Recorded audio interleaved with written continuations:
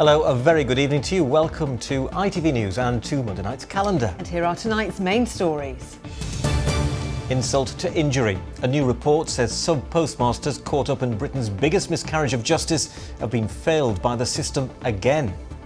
It's just ruined us lives for the last 13 years. I was just in tears all the time. It made me poorly, made me really poorly.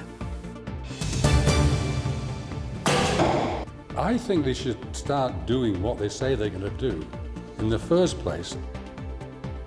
In the firing line, voters take aim at the hopefuls vying to become Selby's next Member of Parliament. Made in Yorkshire, the world's first robot paramedic, ready to save lives in disaster zones and battlefields around the globe. And an arresting entrance. We hear from the teenagers who got a rather unusual escort to their school prom. We all really loved it. I don't think it's going to be an experience like that I'm going to have again. I've arrested a lot of people, but nobody's ever been happy about it, other than William. Best prisoner I've ever had. I've never had someone smile as much in the back of a police vehicle as William did.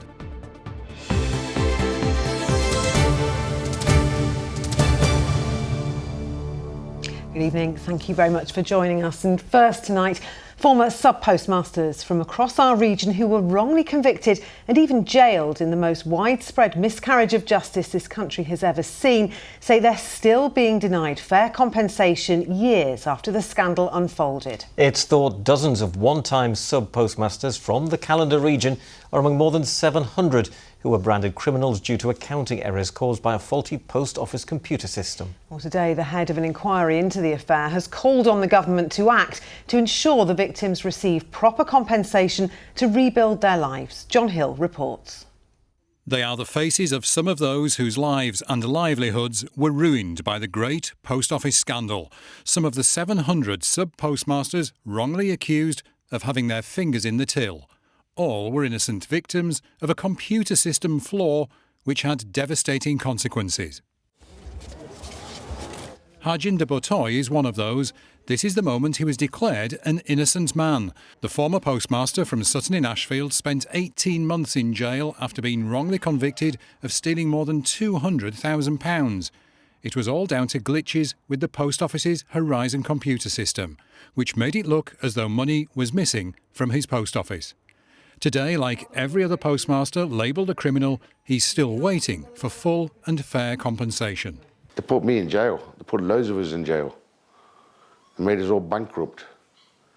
And all they're going to get is a load of paperwork and a slap on the wrist to say, yes, they've done the historic fair failures.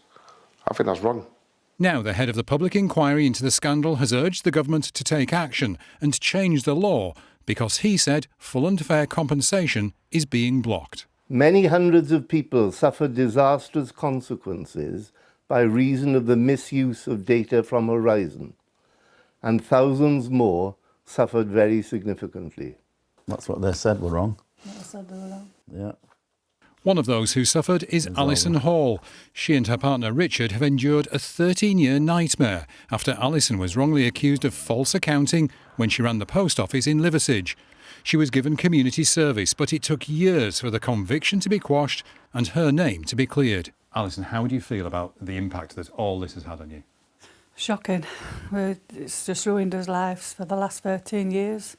I was just in tears all the time. It made me poorly. Made me really poorly. Yeah. It was shocking. It's affected us that much that the only closure I can get on that is to see other people treated the same way as what Alison were treated and serve criminal prosecutions for what they did to everybody. The Post Office says it welcomes the inquiry's interim report and agrees that victims must be fully compensated. The government says it's vital that the facts are established so that a scandal like this can never happen again. But for those like Alison, who was robbed of her good name, the long wait for answers goes on. John Hill, ITV News, Liversedge. Next tonight, in less than 3 days' time, the voters in the Yorkshire constituency of Selby and Ainsty will go to the polls with the eyes of the country on the result. Yes, the bookies have it as a two-horse race between the Conservatives, who held the seat with a huge majority. The by-election, of course, was triggered when the MP Nigel Adams resigned. And Labour, who would set a record for coming from behind if they win.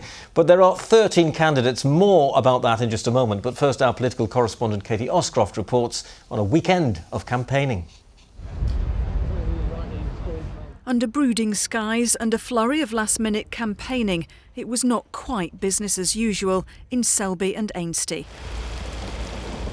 The farmers' market cancelled, but is the barometer about to change in its rural communities? Have you decided who you're going to vote for yet? They're my usual ones, as we always do, come rain or shine. But this by-election is a chance to choose, and there are big problems to solve. For politicians who want another string to their bow, there's no shortage of advice at the archery club. I think they should start doing what they say they're going to do in the first place, and that's why the people voted for them. Well wide of the mark. More leaning to the rich and less for the poor. Same old story. Labour have Selby and Ainsty in their sights. But to achieve this ambitious target, they must overturn a majority of more than 20,000. That would take a swing of almost 18% from Conservatives to Labour, and that could depend on how many of an electorate of around 80,000 turn out to vote. Selby's bowlers play indoors when the heavens open. Sandra's knee affects the way she plays. She's been waiting for months to see a consultant. An operation could be a long way off. Presumably if that gets worse, that's going to affect you coming here. Yes, it does. It does. How do you feel about that? Disappointed, but accepting of the situation. It's definitely not right. Taking the painkillers, I'll keep taking the painkillers, but I'll just put up with it. Would you like politicians to sort that out? I would. Back in Selby, and the sun now shines on the candidates who have a lot of time for Sandra's predicament. That's why the government are trying to cut the waiting list as fast as possible. And obviously here in Selby, the community diagnostic centre that's been secured, that's underway, is going to really help local people. Labour has a plan to facilitate the largest expansion of the NHS workforce in its history, doubling the number of medical school places and increasing the number of district nurses and health visitors so that people like Sandra can get the care they need. Keir Mather has a broken finger, a rugby injury, but he's still shaking hands. I think in this campaign I've been really proud to stand on a platform that's kind of positive, future focused and is centred on the priorities of people here in Selby and Ainsty. Claire Holmes is relying on her feet to get around this vast constituency. They like having that conversation with somebody who wants to be their local champion, and they are liking the fact that I've got a track record of being a community champion and being a strong voice for people. As people here enjoy doing what they love, Carol's job is to help them find somewhere to call home. But in difficult times for those who already have a mortgage, she says political upheaval doesn't help. People worry, they wonder what's going to happen, whether it's a local election, a general election. They read what's in the newspapers, they're concerned about information that they're receiving. But it doesn't matter what it is, if it creates uncertainty, it affects the housing market. This by-election will be over soon, and in this contest, winner takes all.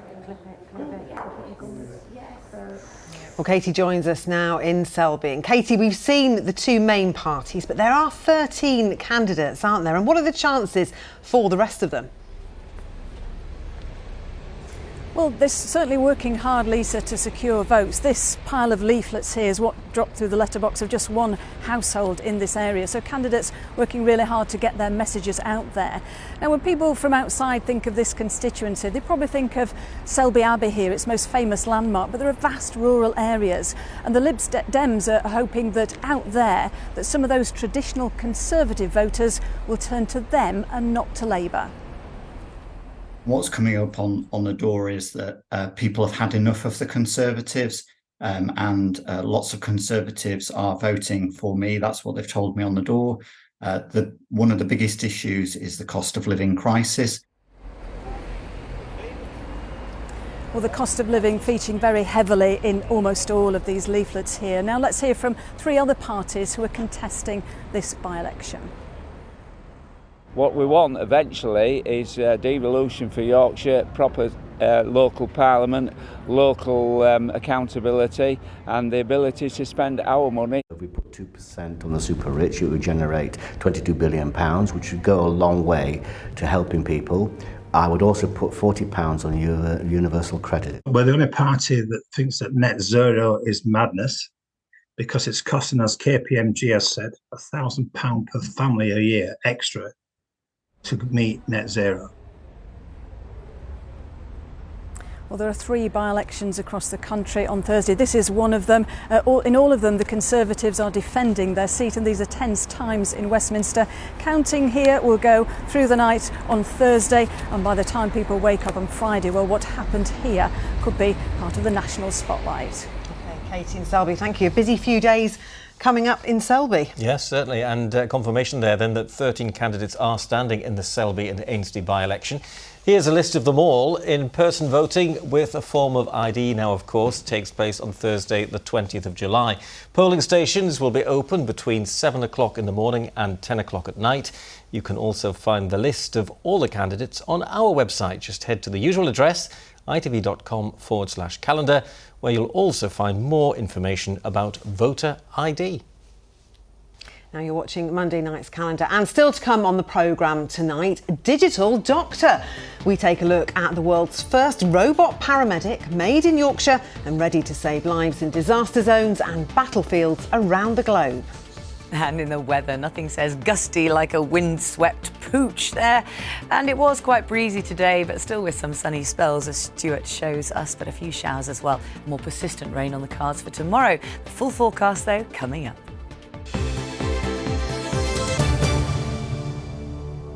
Now, veterans who served their country but were thrown out of the military because of their sexuality say they're still waiting for a proper apology for the way they were treated. Up until the year 2000, members of the LGBTQ+ community were banned from the armed forces. Those who were made to leave careers they loved say it left them feeling like criminals, and they're still living with the consequences. Kevin Ashford's been talking to one former Royal Navy petty officer who was sacked because she was gay. Vito Ward served for 10 years in the Royal Navy, reaching the rank of petty officer. But in the early 1970s, when authorities found out she was a lesbian, she was dismissed. For Vito, the trauma was far-reaching and long-lasting. I couldn't tell my parents because I wasn't out to my parents. I found out later my father knew or suspected, but at that time, the shame I felt and the lies that I had to tell, I had to write and tell my parents that I was coming out the Navy. They couldn't understand that because, you know, why are you giving up a really good career? You love it and so on. And I had to lie about that.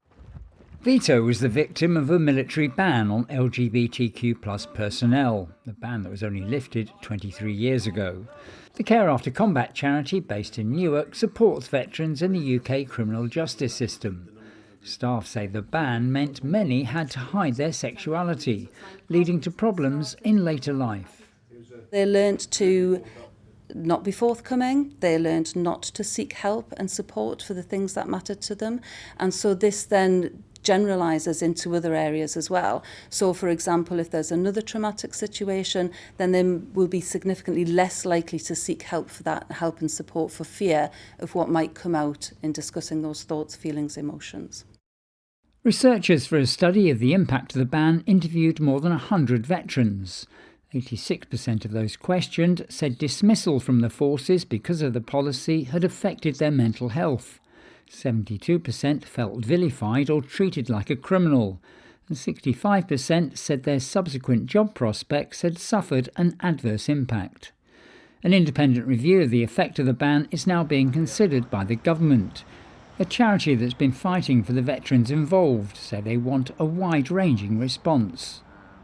Some will be looking for an apology, others will be looking for financial support and compensation.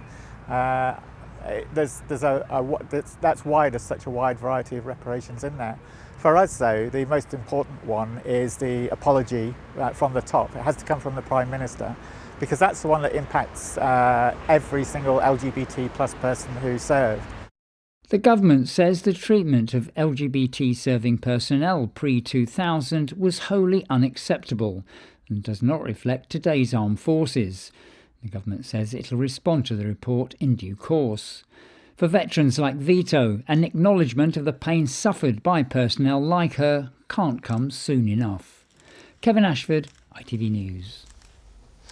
Next, scientists at Sheffield University have revealed the world's first robotic medic aimed at helping the sick and injured on war zones or natural disasters. Yes, the RoboDoc can perform vital triage functions such as checking for a pulse or giving injections without putting the lives of human medics at risk. Incredible, isn't it? Well, today the prototype was revealed at the university's Advanced Manufacturing Research Centre, where Martin Fisher went to see it being put through its paces. A dummy today, but soon this pioneering robot could be helping the sick and injured for real. It's equipped to do a range of triage tasks, from giving a painkiller to taking the patient's temperature via its robotic arms. So this could be used in humanitarian disasters, earthquakes, situations where you've got maybe chemical contamination. So essentially places where you don't want people to be, but you've got casualties there that you need to help. Its range is a few kilometres potentially. The robot's been put through its paces on the moors above Sheffield. Designed to meet requirements from the Ministry of Defence, the robot has gone from the drawing board to working prototype in just 9 months. We need more people working on this, helping us on different aspects. 9 months is, as you know, it's not much time. We are working now increasingly on soft robotics and sensing, dexterous manipulation, so getting more human-like grasping, human-like control, and we are getting there, yes. The robot's controlled remotely, with its delicate arms and fingers controlled by a medic from a safe distance. All the time, its cameras feeding them real-time information and giving medics the ability to talk to the patient. Well, I'm outside Sheffield University's Advanced Manufacturing Research Centre, not a war zone, but imagine for a moment that this was an area of conflict, and that's where this RoboDoc really comes into its own. Not only does it mean that medics don't have to go out into a hostile environment, it means that casualties that might not easily be got to can be reached. It's hoped this RoboDoc will get the green light for full-scale manufacture. Saving lives in the world's trouble spots. Surely something to celebrate. Martin Fisher, ITV News in Sheffield. There you go, you see. What would we do without robots? Exactly, I'd rather them than me. Absolutely. Now then, the ITV Evening News continues at 6:30. Here's a look at what's happening with Charlene White. Coming up, groundbreaking results for Alzheimer's patients. Trial results for a new drug showed that it slows disease symptom progression by more than a third, offering hope to millions of families. Southern Europe sweats in the latest heat wave, with people warned to stay indoors. So Elton John gives evidence as a defence witness in Kevin Spacey's sexual assault trial. And Lionel Messi swaps his navy shirt for a pink one, the superstar signing making soccer history in America. So join us, those stories and more from 6:30. Thank you, Charlene. Well, we've just seen there those extreme temperatures that are sweeping across Europe. And while we may not be facing the same conditions here, we are still being advised to be careful just how much water we use in our gardens, because the threat of a hosepipe ban is still a possibility this summer. Yeah, last summer, of course, you will remember, Yorkshire Water introduced its first ban in 27 years, affecting some 5 million customers. It was only lifted in December. So how can you keep your garden looking as fresh as you can while we face the prospect of hotter and drier summers? Well, Nick Smith has been finding out. The keen gardeners among us do aspire to keep those springtime blooms looking vibrant as we approach high summer. But as we see more and more strain on our water supply, they may need to adapt their methods. Here at Branton Farm Nurseries in Doncaster, they're seeing an increased interest in devices like water butts. The average water butt or container is 200 litres, And yeah, the quality of that water is better also. I mean, Doncaster, for instance, has a very hard water supply. Collected water from a greenhouse or a shed or a garage or anywhere like that is very beneficial. We are already experiencing more extreme weather during our summer months, and that means less reliable rainfall and extended dry periods.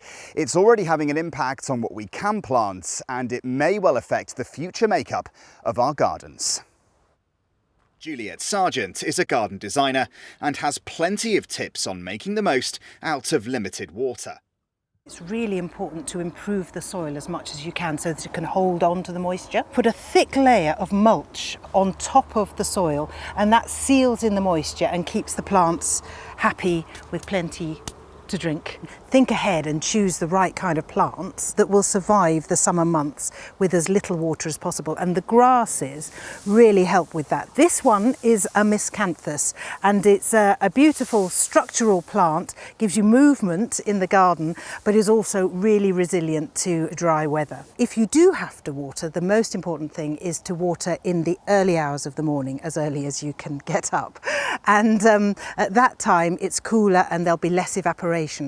And water down at the base of the plant, don't sort of splosh the water over the leaves. Meanwhile, this dry garden, designed by the Royal Horticultural Society, hasn't been watered in over 20 years, as an example of growing on scarce resources. We do obviously have hot summers, hosepipe bans may come into being, so the dry garden shows people that lovely range of plants that they don't need to worry about watering. Plants are clever things, they evolve clever ways to survive and adapt to the conditions. And so yeah, it's kind of thinking about how the climate is going to change and trying to pick those plants for the future. So if you need to ditch the hosepipe this summer, you can still find plenty of ways of keeping that garden in fine bloom. Nick Smith, ITV News. Really interesting. And Some apparently, good ideas there. you don't need to worry too much about your lawn because it's very good at recovering and So they say. So my lawn really doesn't look like it's going to recover this year, but you know, we shall see. We shall see. Every confidence. Now, imagine you've been looking forward to it for years, the school prom, a highlight of a young person's life. Then when the day comes, you're arrested and then dropped off there in a police car in front of all your peers. Sounds a bit alarming, and that's exactly what happened to William Barlow from Langwith near Bolsover. But luckily, it is exactly what William wanted, and in fact, it was all his idea, as Adam Fowler's been finding out. His name, William Barlow. His crime, being too cool for school. That was the charge facing the 16-year-old from Langwith near Bolsover, who was arrested at his home before being driven to his Year 11 prom and then released in front of his schoolmates. Originally, I thought going on my lawnmower was a really good idea, until I realised it's probably not a good idea and not very practical. So then came up with the idea of trying to get a police car to go to the prom in. Yes, who needs a limousine when you can arrive handcuffed in the back of a riot van, escorted by a police car and a fire engine, along with your two best mates, Finn and Charlie. We all really loved it. I don't think there's going to be an experience like that I'm going to have again. William was diagnosed with cancer when he was just 14 years old.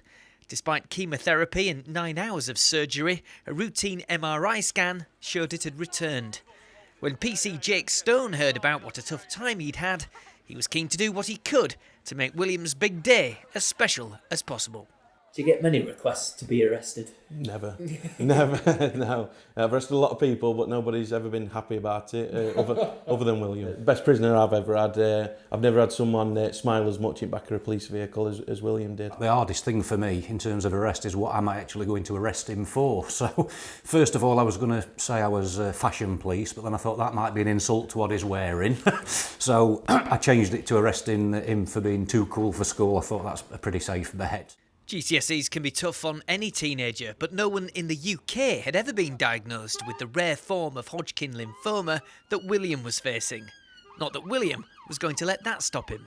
He basically went to school. A lot of the days he was so exhausted and in so much pain by the time he got home, he went straight to bed and then he would just get up again, exhausted. Sometimes I would look at him and think, there's no way you're going to do today, but he did. He powered through. And he said he wanted to give it his best shot, so he wanted to take his exams as anybody else would do. William's now waiting for the results of his latest MRI scan, which was done the day after the prom.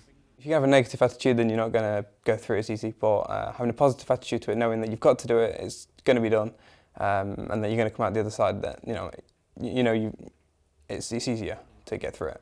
With an outlook as positive as William's, too cool for school seems a fair cop. Adam Fowler, ITV News, Langwith near Bolsover. Too cool for school indeed, and we wish William all the very best. What a way to do it. Hundreds of thousands of you have been captured by that story. You've been looking at it on our website. You can still see it again if you want to take another look, itv.com/calendar. Yes, weather time now. Let's get the latest from Emma Jessen. Good visibility on the horizon. TUI sponsors ITV Yorkshire Weather. Hello there, very good evening to you. Hope you had a good start to the week. Well, now, superb picture here from over the weekend. Thank you so much for sharing that, David. And there were a few thunderstorms around as well today, but the showers are dying out now. However, they're never far away during the outlook period, and there is some more persistent rain expected tomorrow. Temperatures quite disappointing for the time of year, with some cool nights on the cards. Now, we've got a temporary ridge of high pressure building in this evening, but not long before this low pokes its nose in and brings that quite persistent rain into tomorrow. Then that clears away. Then there are more showers, some of them quite heavy on Wednesday, and a few more to follow on Thursday. It looks like the weekend is going to be very, very wet indeed, like it was this weekend just gone. Just rewinding though to the next few hours for our part of the world, generally becoming dry overnight into the early hours of the morning. Cloud starts to thicken from the west ahead of that next system, which is inbound, and it will feel a bit on the cool side. There are your sunrise and sunset times for tomorrow. Sun's up just before 5 in the morning and sets at 9:26. And we are expecting, as I say, the cloud to continue to thicken and this persistent rain to push across west to eastwards during the day. It does clear later on, and it will be breezy, but nothing like it was over the weekend. Those temperatures a bit below par for the time of year. Quite a miserable feeling day on the whole. All of that does tend to clear away on Tuesday night into Wednesday. For Wednesday itself, there are a few more showers. I would say a legacy of showers, actually, but just a few more following in behind, and they could actually be quite heavy. There'll be fewer showers. They'll be lighter on Thursday. Friday should be generally dry, but also quite a lot of cloud. The best sun in the mornings and the afternoons. Bye-bye. TUI sponsors ITV Yorkshire Weather.